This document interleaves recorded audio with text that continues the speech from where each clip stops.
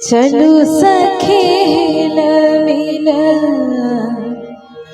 जनक के आंगन, दुल्हा बनल श्री राम है। चलू सखी मिल जनक के आंगन, चलू सखी मिल जनक के आंगन, दुल्हा बनल श्री राम है। दुल्हा बनल श्री राम है।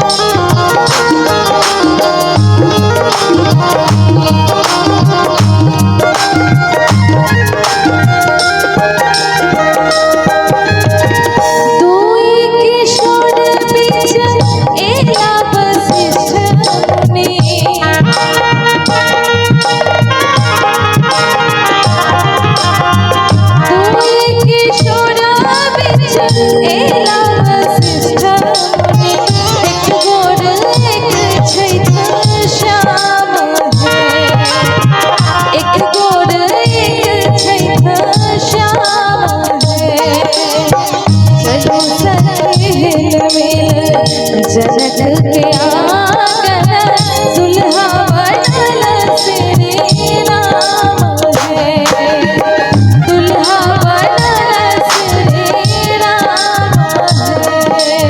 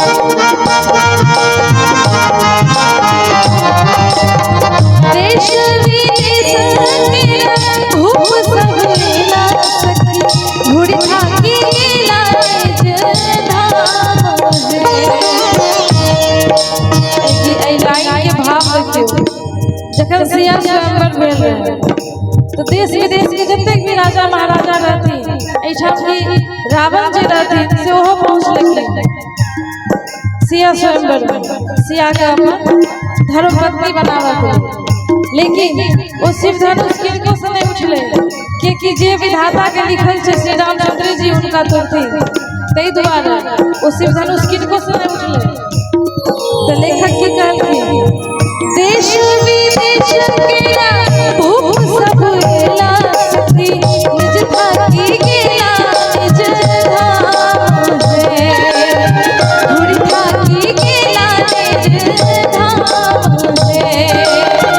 से शिव धनुष छो बेगे काल टूटी गेल, से शिव धनुष छो बेगे काल टूटी गेल, रह गेले सिया जी के मान है। दुल्हा बनल श्री राम है।